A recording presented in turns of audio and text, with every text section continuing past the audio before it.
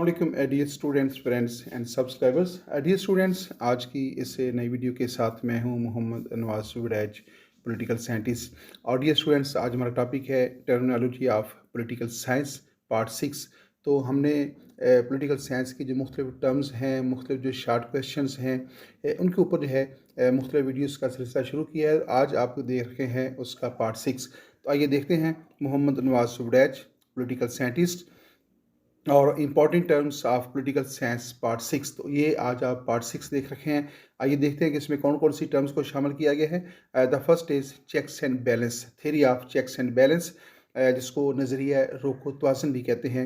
और theory of checks and balance जो है that was presented by the French political philosopher मॉन्टेस्को।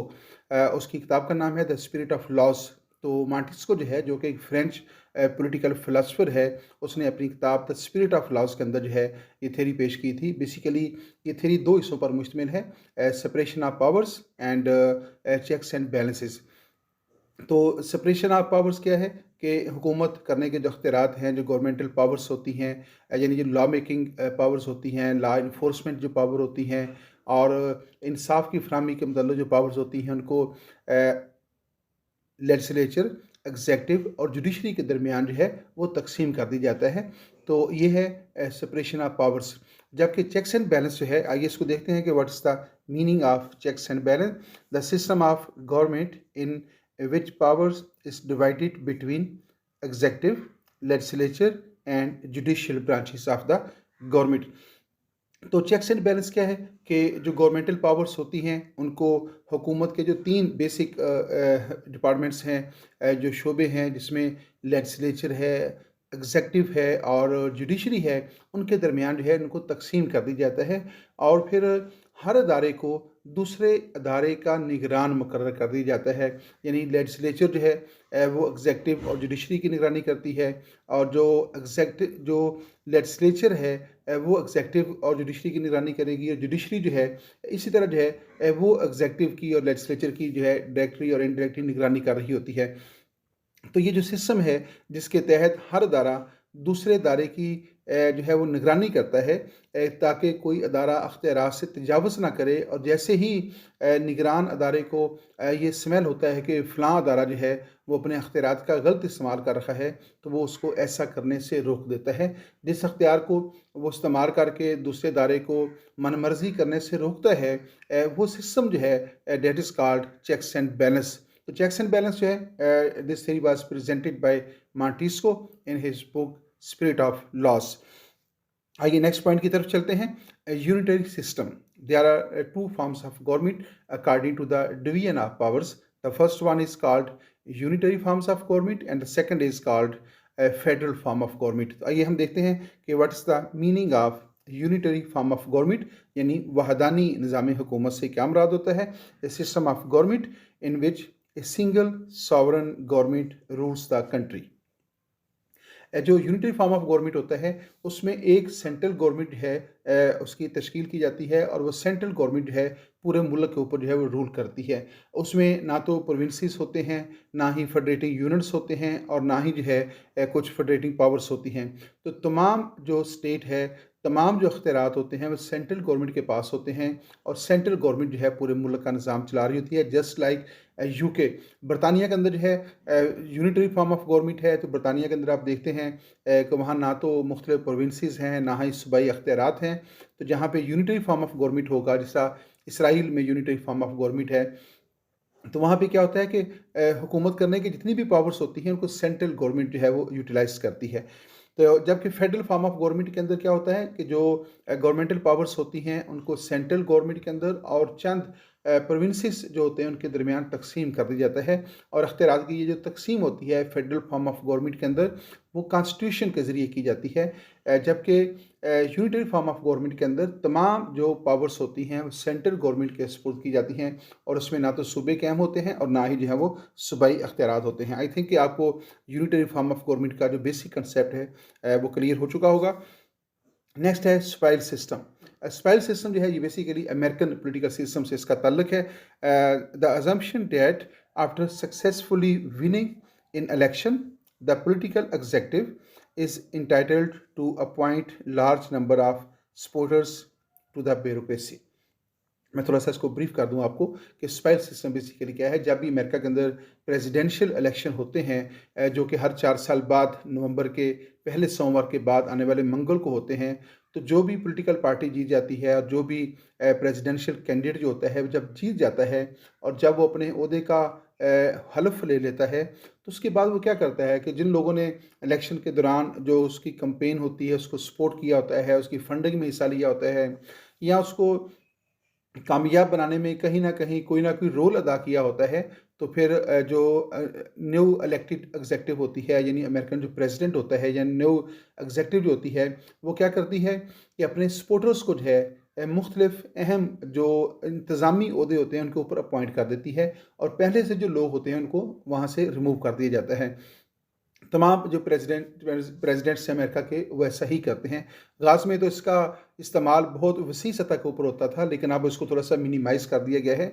लेकिन अब भी जो है कमोबेश 3000 से ज़ायद अफ़राद जो हैं अमेरिकन प्रेसिडेंट जो है वो मुंतखब होने के बाद उनकी जो है अपॉइंटमेंट कर देता है। ये वो लोग होते हैं जिन्होंने प्रेसिडेंशियल इलेक्शन के अंदर कैंपेन के अंदर जो है अमेरिकन सदर को सपोर्ट किया होता है। तो यूँ समझ लें कि उनको एक सियासी रिश्वत के तौर पे जो है उनको ये ओहदे पेश किए जाते हैं। तो ये जो तरीक़ेकार है इसको स्पाइल सिस्टम कहते हैं और ये अमेरिका के अंदर जो है इसका भरपूर जो है वो इस्तेमाल किया जाता है। जी नेक्स्ट पॉइंट की तरफ चलते हैं। हमारे पास नेक्स्ट पॉइंट है concept of power and authority. What is the meaning of power and what is the meaning of authority? Power is ability. Power क्या होती है? ताकत किसको कहते हैं? Power is ability. Power basically एक सलाहियत है ऑफ वन पर्सन और group to control the actions of other persons. Power क्या है?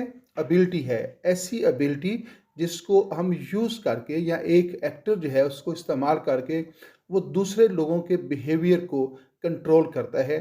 पावर दोबारा सुन लीजिएगा, पावर एक बेसिकली एबिलिटी होती है।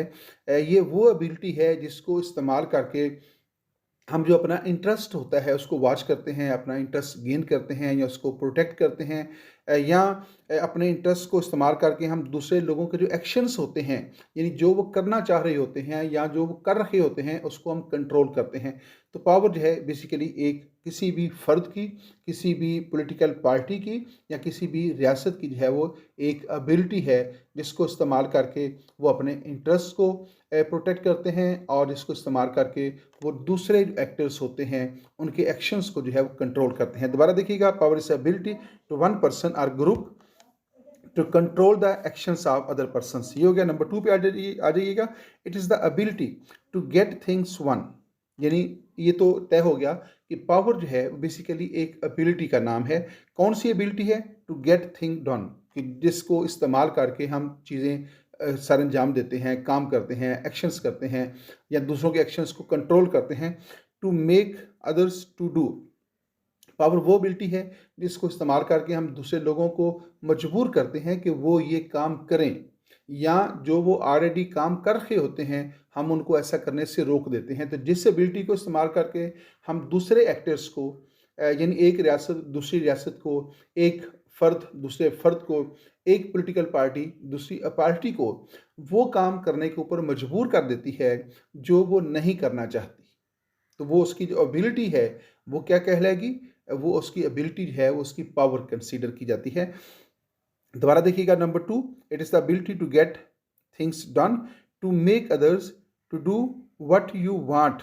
यानी दूसरों को वो करने के मजबूर कर देना जो कि आप चाहते हैं।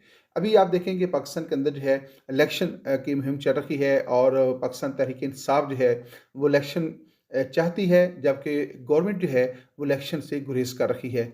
अब ये पावर शो है, यानी गवर्नमेंट जिस एबिलिटी को इस्तेमाल करके इलेक्शन को डिले करना चाहती है वो उसकी ताकत है।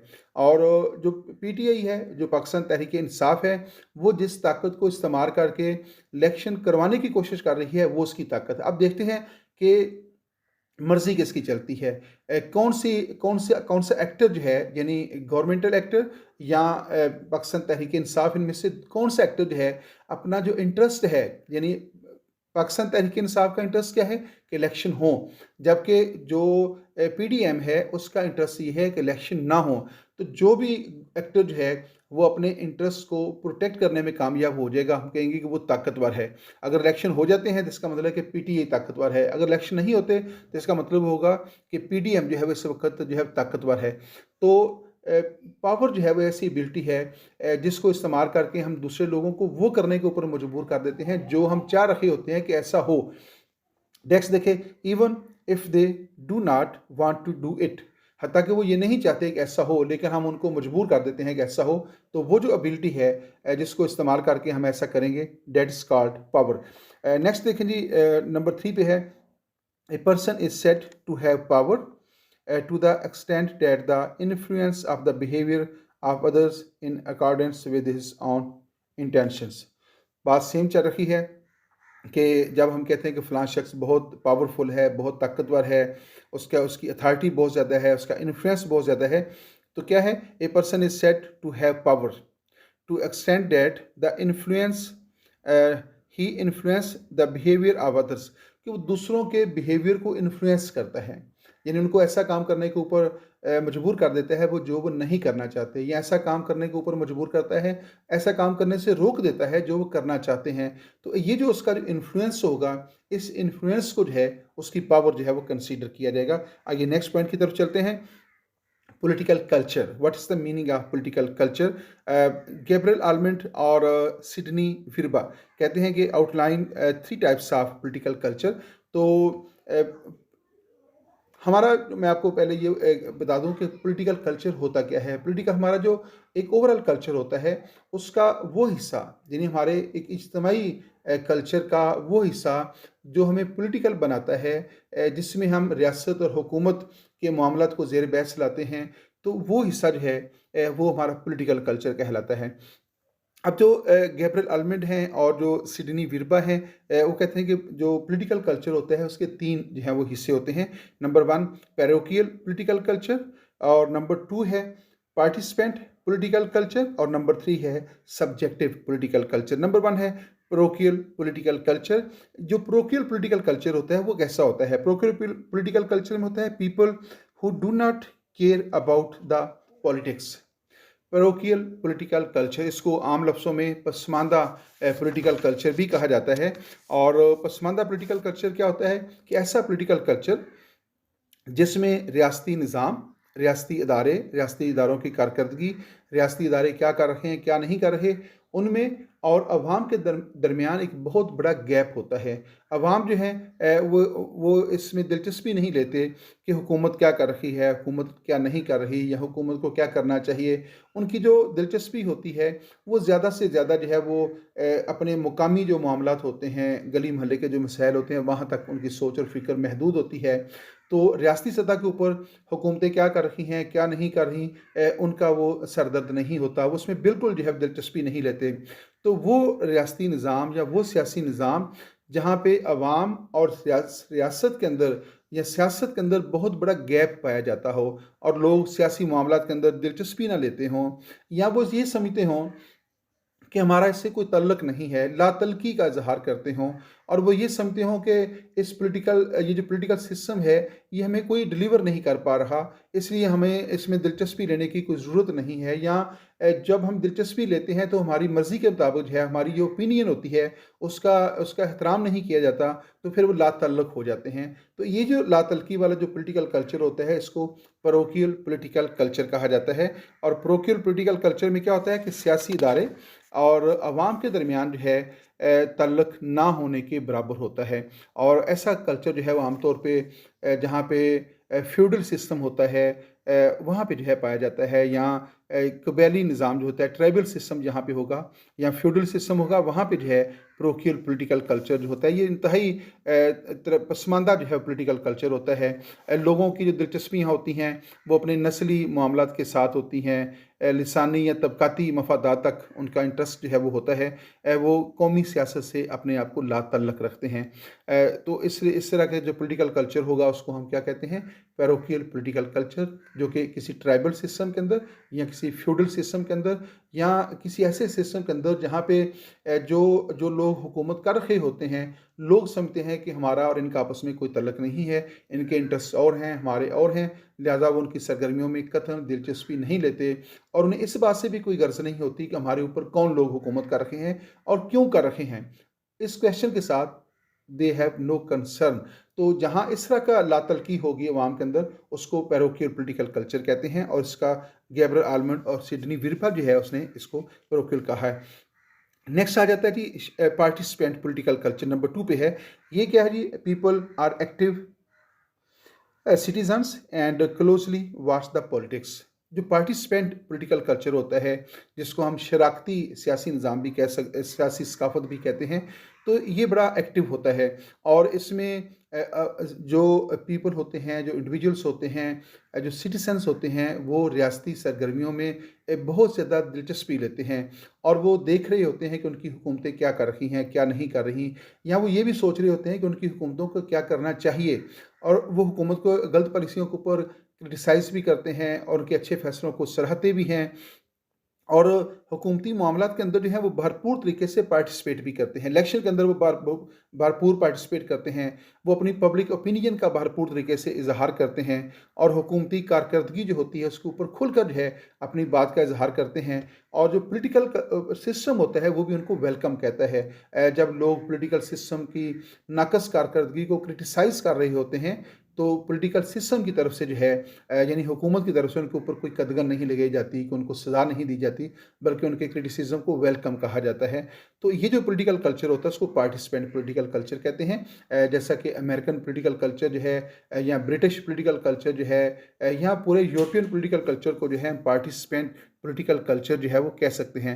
और इसमें ये जो पार्टिसिपेंट पॉलिटिकल कल्चर होता है, इसमें जो सॉवरेन पोजीशन होती है, अवाम जो होते हैं वो सॉवरेन होते हैं और वो तमाम अदारे अवाम की मर्ज़ी का एहतराम करते हैं और अवाम की विल के मुताबिक जो है वो अख्तियारात को इस्तेमाल करते हैं।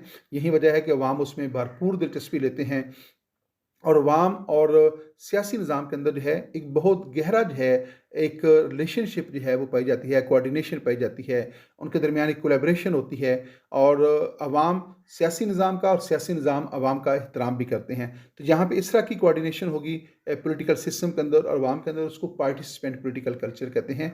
तो जो प्योर डेमोक्रेटिक कंट्रीज़ हैं उनका जो पॉलिटिकल कल्चर होता है, जैसे लाइक अमेरिका है या जो यूरोपियन कंट्रीज़ हैं, वहाँ का जो पॉलिटिकल कल्चर है वो क्या है, वो पार्टिसिपेंट पॉलिटिकल कल्चर जो है वो कहलाता है। नंबर 3 है subjective political culture, people are passive.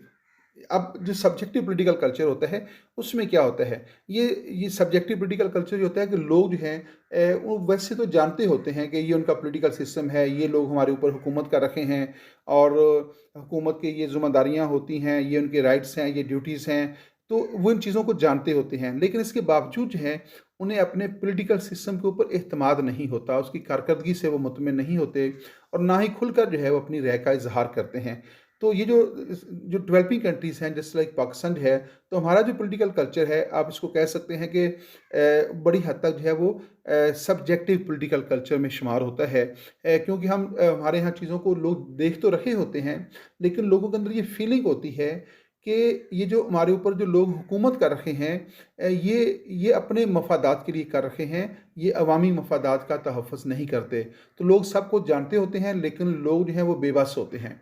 जो पैरोकियल पॉलिटिकल कल्चर होता है उन्हें कोई दिलचस्पी ही नहीं होती कि जो लोग हमारे ऊपर हुकूमत कर रहे हैं ये कौन हैं, क्यों हैं, इनको हुकूमत करने का अख्तियार किसने दिया है, उन्हें इस बात से कोई जो है वो गर्ज नहीं होती। लेकिन जो सब्जेक्टिव पॉलिटिकल कल्चर होता है उसमें जो लोग होते हैं उस पॉलिटिकल जो सब्जेक्टिव पॉलिटिकल कल्चर में क्या होता है कि मखसूस फैमिलीज़ जो होती हैं वो इक़्तिदार के ऊपर काबज़ होती हैं और वहीं नस्ल दर नस्ल जो है वो चल रही होती हैं। कभी वो इलेक्शन का सहारा लेकर आ जाते हैं, कभी किसी और सिस्टम का सहारा लेकर आ जाते हैं, तो वहीं चीज़ें जो है रोटेट होती रहती हैं। तो लोग समझते हैं कि लोगों की थिंकिंग ये होती है कि हम इस पॉलिटिकल सिस्टम का हिस्सा नहीं बन सकते।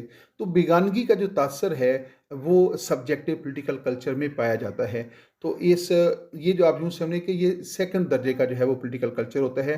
जो डेवलपिंग कंट्रीज़ हैं यहाँ पे इस तरह की सोच और फ़िक्र जो है वो पाई जाती है। जिस तरह पाकिस्तान है, श्रीलंका है, तो इंडिया और बांग्लादेश ने अपने आप को काफ़ी ज़्यादा इम्प्रूव कर लिया है, तो वो थोड़ा सा आगे बेहतर चले गए हैं। लेकिन पाकिस्तान का जो पॉलिटिकल कल्चर है वो सब्जेक्टिव और पैरोकियल के दरमियान जो है वो गर्दिश कर रखा है। इसके अंदर कोई ख़ास डेवलपमेंट जो है वो नहीं हुई, और अभी तक हमारा जो पॉलिटिकल कल्चर है वो अवाम की जो सपोर्ट है उसको हासिल करने में नाकाम हुआ है। अवाम के बहुत सारे सवालात हैं जिनका जवाब जो है वो पॉलिटिकल सिस्टम जो है वो नहीं दे पा रहा। तो इसलिए हमारा जो पॉलिटिकल सिस्टम है, आप कह रहे हैं कि पैरोकियल से थोड़ा सा आगे है और सब्जेक्टिव से थोड़ा सा पीछे है। तो ये जो है अभी बहुत जो है वो अब यूँ समझ लें कि अफसोसनाक सूरत हाल जो है वो हमारे यहाँ पाई जाती है। नेक्स्ट पॉइंट की तरफ चलते हैं। कॉन्स्टिट्यूशन बहुत आम टर्म है। कॉन्स्टिट्यूशन क्या होता है? दस्तूर क्या होता है? A body of fundamental rules and regulations, बुनियादी जो असूल व ज़वाबित होते हैं ये उसका एक मजमूआ होता है। And regulations which spells out the powers and functions of the organs and agencies of the government. Constitution क्या होता है? कॉन्स्टिट्यूशन जो है वो बुनियादी असूल व ज़वाबित का, रूल्स एंड रेगुलेशन का एक ऐसा मजमूआ होता है जिसमें रियासत के जो मुख्तलिफ अदारे होते हैं, जैसा गवर्नमेंटल ऑर्गन्स होते हैं, लेजिस्लेचर है, एग्जेक्टिव है, जुडिशरी है, तो उनके जो राइट्स एंड ड्यूटीज़ हैं, पावर्स एंड फंक्शन हैं, उनको वो डिज़ाइन करता है। और जो ह्यूमन फंडामेंटल ह्यूमन राइट्स जो हैं उनको जो है बयान करता है। अदारों के आपस में रिलेशनशिप क्या होती है कि लेजिस्लेचर का और एग्जेक्टिव का आपस में क्या तल्लक है, जुडिशरी का और एग्जेक्टिव का आपस में क्या तल्लक है। तो ये ना सिर्फ मुख्तलिफ जो अदारे हैं just like legislature, executive and judiciary, उनके पावर्स एंड फंक्शंस को बयान करता है, बल्कि उनका जो तरीका इंतखाब होता है, उसके मेंबर्स की जो सिलेक्शन होती है, उनकी जो रिक्रूटमेंट होती है, उसका भी तरीक़ेकार बयान करता है। उनकी आपस में रिलेशनशिप को बयान करता है। उनके जो है वो आप एक दूसरे दायरे का दूसरे दायरे के साथ जो तल्लुक़ होता है उसको बयान करता है। फिर ह्यूमन राइट्स को जो है बयान करता है, फंडामेंटल राइट्स क्या हैं, और फेडरेशन के है ये जो अख्तियारात जो होते हैं कि फेडरल गवर्नमेंट के क्या अख्तियारात हैं और प्रोविंसेस गवर्नमेंट के क्या अख्तियारात हैं, फेडरेटिंग यूनिट्स के क्या अख्तियारात हैं, उनको बयान करता है। तो ये जो कॉन्स्टिट्यूशन जो है वो बेसिकली जो बुनियादी असूल व ज़वाबित होते हैं जिसके मुताबिक रियासत का स्ट्रक्चर तैयार किया जाता है, और इसको दूसरे लफ्ज़ में हम कह सकते हैं कि विल ऑफ द स्टेट होती है, और ये विल ऑफ द पीपल भी होती है। रियासत की विल क्या है और अवाम की विल क्या है, इसका इजहार जो है वो कॉन्स्टिट्यूशन के ज़रिए जो है वो होता है। तो आइए नेक्स्ट पॉइंट की तरफ चलते हैं जी। Relationship between constitution and constitutionalism, ये दो मुख्तलिफ टर्म्स हैं। एक टर्म है कॉन्स्टिट्यूशन और दूसरी है कॉन्स्टिट्यूशनलिज्म। तो कॉन्स्टिट्यूशन क्या होता है ये भी हमने डिस्कस कर लिया है। The constitution is a system of the governmental laws and principles by which a country is governed. Constitution क्या होता है कि बुनियादी असूल व ज़वाबित का, बुनियादी जो बेसिक रूल्स एंड रेगुलेशंस होते हैं, उनका एक ऐसा सेट होता है जिसके मुताबिक रियासत को चलाया जाता है, हुकूमत को चलाया जाता है। हुकूमत के मुख्तलिफ अदारों के जो राइट्स एंड ड्यूटीज़ होते हैं उनको बयान किया जाता है, उनकी रिलेशनशिप को बयान किया जाता है। तो ये बुनियादी असूल व ज़वाबित का मजमूआ होता है। कॉन्स्टिट्यूशनलिज्म क्या है? कॉन्स्टिट्यूशनलिज्म क्या है? कॉन्स्टिट्यूशनलिज्म यानी ये पॉइंट हम डिस्कस कर रहे हैं। Constitutionalism is governing according to the constitutional provisions. Constitutionalism ये है कि किसी भी रियासत को कॉन्स्टिट्यूशन के मुताबिक चलाया जाना कॉन्स्टिट्यूशनलिज्म कहलाता है। यानी किसी भी रियासत का निज़ाम अगर कॉन्स्टिट्यूशन के मुताबिक चलाया जा रहा है, यानी किसी तबके, किसी गिरोह या किसी फ़र्द की विल के मुताबिक नहीं, बल्कि कॉन्स्टिट्यूशन की जो विल है, कॉन्स्टिट्यूशन की जो प्रोविजंस हैं, उनके मुताबिक चलाया जाता है, तो ऐसे सिस्टम को जो है कॉन्स्टिट्यूशनलिज्म जो है कहा जाएगा। तो कॉन्स्टिट्यूशन क्या है? बुनियादी असूल व ज़वाबित का मजमूआ जिसके मुताबिक रियासत का निज़ाम चलाया जाता है, और रियासत के मुख्तलिफ इदारों के दरमियान जो बाहमी तल्लुक़ है उसका स्ट्रक्चर तैयार किया जाता है। और कॉन्स्टिट्यूशनलिज्म क्या है? अगर किसी रियासत का निज़ाम जो है वो उस कॉन्स्टिट्यूशन के मुताबिक चलाया जा रहा है तो उसको हम कॉन्स्टिट्यूशनलिज्म कहते हैं। कॉन्स्टिट्यूशनलिज्म क्या है? Is governing according to the constitutional provisions. और देखते हैं कि नेक्स्ट पॉइंट क्या है जी। पॉलिटिकल सोशलाइजेशन बहुत इंपॉर्टेंट टर्म है। पॉलिटिकल सोशलाइजेशन क्या जी? Process of shaping one's ideas and attitude about the government is called the political socialization. Political socialization क्या है? पॉलिटिकल सोशलाइजेशन क्या है कि लोगों की जो एटीट्यूड हैं, लोगों के जो आइडियाज़ हैं, उनको हुकूमत से मुतल्लक आगाह करना, उनको हुकूमत में दिलचस्पी पैदा करना, उन लोगों को जो है लोगों के रवैयों को जो है वो उनके रवैयों के अंदर सियासी निज़ाम से ताल्लुक़ जो है वो बेदार करना, ये क्या है? पॉलिटिकल सोशलाइजेशन होती है। जैसा हम छोटे बच्चे जो होते हैं घर फैमिली के अंदर जो होते हैं, तो उनको जब वो ख़बरें सुन रहे होते हैं तो वो सुन रहे होते हैं कि ये वज़ीर-ए-आज़म होता है, ये प्रेसिडेंट है, ये हमारी पार्लियामेंट है, ये सुप्रीम कोर्ट है, ये जो है वो वुज़रा हैं। तो वो उनके अंदर ये सोच डेवलप हो रही होती है कि ये क्या हैं, क्यों हैं, ये क्या है? उनको हम अपने पॉलिटिकल सिस्टम के बारे में मालूमात फ़राहम कर रहे होते हैं। इलेक्शन होता है, तो इलेक्शन के अंदर जो है जो सियासी उम्मीदवार होते हैं मुख्तलिफ़ अदारों के प्रोविंशियल असम्बली के और नेशनल असम्बलीज़ के, तो वो अपने पम्फलेट जो हैं वो शाया करते हैं, बैनर्स लगाते हैं, नारे लगाते हैं। तो ये अमल जो है, इससे लोगों के ज़हनों में जो है सियासी निज़ाम के बारे में दिलचस्पी पैदा होती है। तो इस अमल को जो है पॉलिटिकल सोशलाइजेशन कहा जाता है, जिसके लिए हम लोगों को उनके उनके जो रवैये हैं, उनके जो आइडियाज़ हैं, उनको हम पॉलिटिसाइज़ कर रहे होते हैं। पॉलिटिसाइज़ तो नहीं कहा जा सकता, उनको हम जो है सियासी निज़ाम से ताल्लुक़ उनका जोड़ रहे होते हैं। तो ये क्या कहलाएगा? इसको पॉलिटिकल सोशलाइजेशन कहा जाएगा। Process of shaping one's ideas and attitude about the government is called political socialisation. और लैंडस्लाइड विक्ट्री, ये एक आम सी टर्म है, लैंडस्लाइड विक्ट्री। जब इलेक्शन होता है, तो इलेक्शन के जब नतीजे आते हैं, तो अगर बात होता है कि एक पॉलिटिकल पार्टी जो है बड़े भारी मार्जिन से जीत जाती है, तो उस वक्त हम कहते हैं कि फ़लाँ पॉलिटिकल पार्टी जो है उसने लैंडस्लाइड विक्ट्री जो है वो ली है। If you win by a landslide sorry जी if you win by a landslide you win by a huge percentage. कि जब कोई पॉलिटिकल पार्टी जो है या कोई कैंडिडेट जो है एक भारी मार्जिन से जीत जाता है, उसका जो मुखालिफ अपोनेंट कैंडिडेट होता है वो बहुत कम वोट लेता है और वो उसके मुकाबले में बहुत ज़्यादा वोट ले लेता है, हम कहते हैं कि इसकी जो विक्ट्री है ही won by a landslide. तो उसकी परसेंटेज उसकी ज़्यादा जब होगी, तो ऐसी विक्ट्री को जो है हम भारी जो परसेंटेज से पॉलिटिकल पार्टी जीत जाती है या कैंडिडेट जीत जाता है, तो फिर हम ये टर्म जो है वो इस्तेमाल करते हैं, ए लैंड स्लाइड विक्ट्री। जी नेक्स्ट है Plato, that's the last term. Plato he was the western political philosopher, the Athenians political philosopher. Plato जो है he was born in 428 BC and died in 347 BC। Plato जो है जिसका तल्लुक कदीम यूनान के साथ था, एथेंस के साथ उसका तल्लुक था, और पॉलिटिकल फ़िलासफ़ी के अंदर जो है उसको जो है father of philosophy, father of political philosophy कहा जाता है।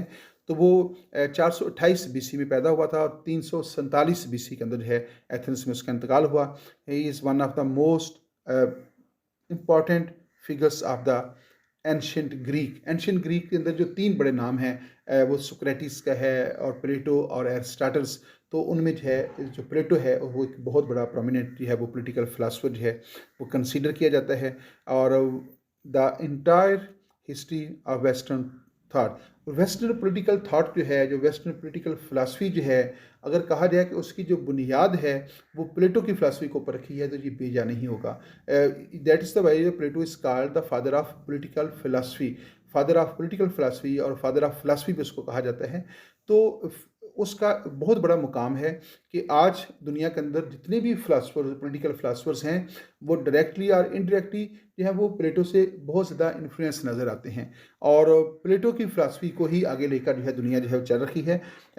In his written dialogues, he conveyed and expanded on the ideas and techniques of his teacher Socrates. अब जो सुक्रेटिस है वो दरअसल प्लेटो का टीचर था।